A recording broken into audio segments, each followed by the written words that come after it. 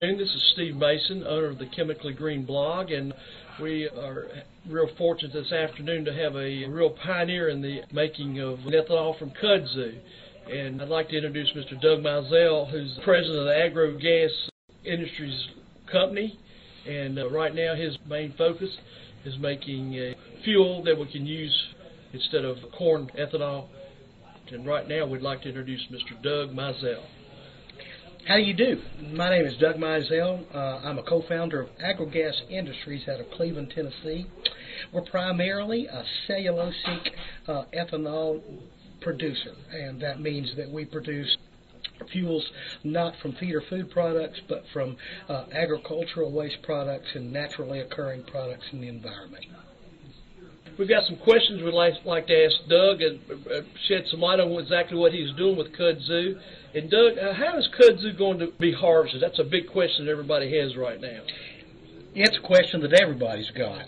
We feel like that there are already existing various mechanisms in existence right now, products used and machinery used by DOT, Department of Transportation, departments all throughout the South that have various mowing machines and apparatus that we could utilize to harvest kudzu with just a few minor developments, such as adding a suction apparatus to it, something that would take the cuttings directly to a chipper, so to speak, chip that kudzu on site, and then blow it into containment trucks at almost a granular state, and be able to take that kudzu to our plants, and at that point we'll be able to refine it. Thank you, Doug. What is the advantage kudzu offers versus, say, corn or soy products? Well, first of all, it embodies our concept of zero-value feedstocks. We want to make fuel from things that have no intrinsic value. Corn and soybean are traded on the commodities market. Therefore, any time that you add an additional pressure to a commodity, the price in turn goes up. So if you add another pressure to corn and soybean, presently being used as feed or as food, if you add a fuel pressure to that, you do nothing but raise the price of that food, that feed, and the fuel that you make from the corn too. So it's truly not a good strategy to make fuel from food and feed. Thank you, Doug. What makes kudzu a good ethanol candidate? Well, first of all, there's a lot of it. There's 7.2 million acres of kudzu in the South. Kudzu grows a foot a day. It grows almost 60 foot a season. Kudzu can be cut twice a year and not even hurt the stand. That's a lot of potential feedstock to make fuel from, and cost you nothing. In most cases, most people will give it to you, just get it out of their way. We plan on invoking contracts with State Department of Transportation to eradicate it from the roadsides. That does the state good, and certainly does us good. We make fuel from it. Doug, with all your work that's been going on, I'm sure you've had contact with federal and state governments. Do you expect them to slow your progress down with what you're working with right now? Truly, I don't. We laid down some political infrastructure last year with folks like Zach Wamp and Senator Corker and Lamar Alexander. All those folks seem to be on board with us and have a common goal of energy independence. I think the U.S. government will help us grease the skid, so to speak, to make Americans energy independent. Doug, with the high cost of fuels for transportation today, with just really have gone sky high, you know, distribution's got to be a problem for everybody right now because of the cost. How do you expect to overcome that? In other words, to minimize your freight costs?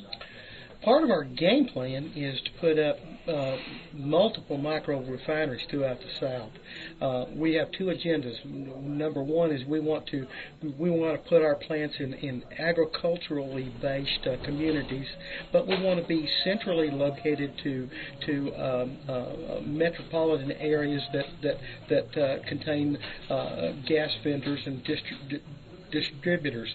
So what we ultimately want to do is put down multiple refineries close to our feedstock suppliers and close to our vendors.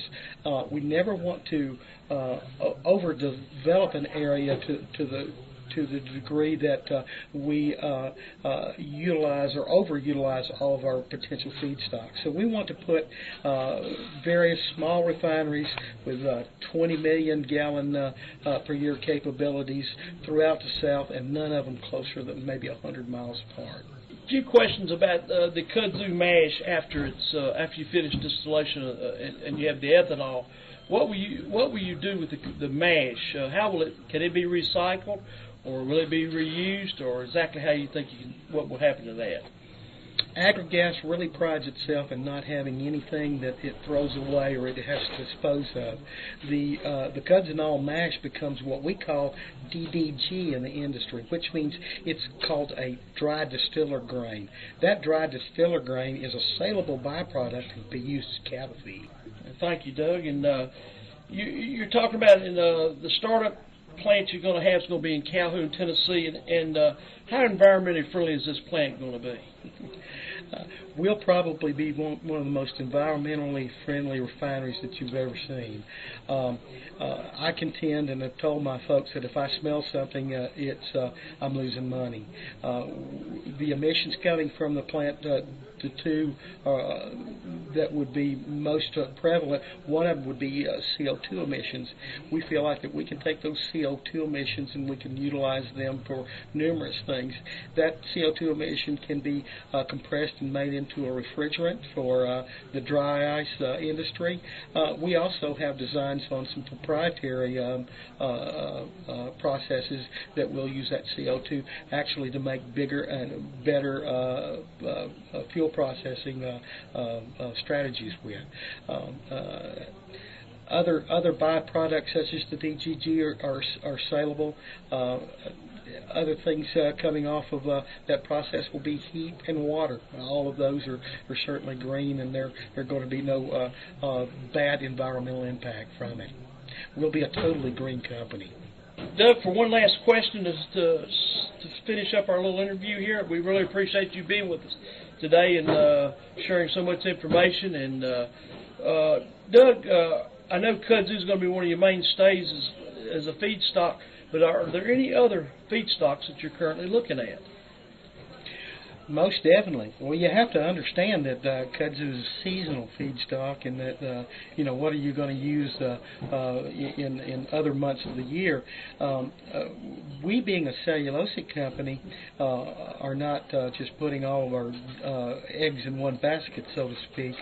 Being a cellulosic company, we plan on using agricultural waste. We plan on educating the farmer that he's got 2 crops in his field now. He has a food crop, and after that harvest, he can use those gleanings, whatever the leftovers are in his field, to bring to us, and we can produce fuel from those agro waste.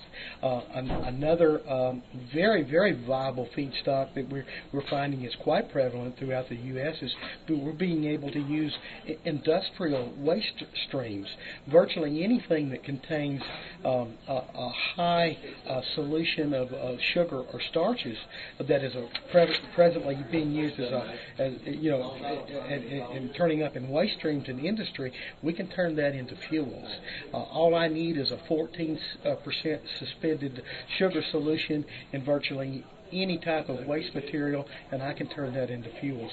We're talking right now and making contracts with Fortune 500 companies to make that happen. We're going to have a year-round feedstock supply, and it's going to be from multiple feedstock genres instead of just kudzu alone. Kudzu is by far a very viable feedstock, but we're not hanging all of our future on that one feedstock alone. Folks, I'm sure some of you out there have some questions they'd like to ask Doug, or you'd like to contact him or find out more information about his company. And Doug's going to tell you how to find him right now. First of all, I'd like to thank Stephen and Waco for making this blog interview possible. We're very, very glad to have folks of his talent and giving their efforts to helping us along. To learn more about Agro Gas Industries and Kudzunol as a fuel and other things that we're doing, we're pretty easy to find. You can Google search Doug Mizell, that's spelled M-I-Z-E-L-L, Ethanol and just the word kudzu in the Google search box. Hit that and you'll find numerous pertinent articles on kudzu, Kudzunol, and Agro Gas industries. And I'd appreciate you looking. Thanks a lot. We'd like to thank you, Doug, for coming and taking your time today. We really appreciate that. Folks, you can get in contact with me, Steve Mason, at the ChemicallyGreen.com website or www.wacochemical.com. Waco Chemical Supply is the owner of the Chemically Green blog, and also we sell Earth Clean products and the Chemically Green product line that are all green environmental chemical products for all industries. We'd like to thank you for your time and have a good day.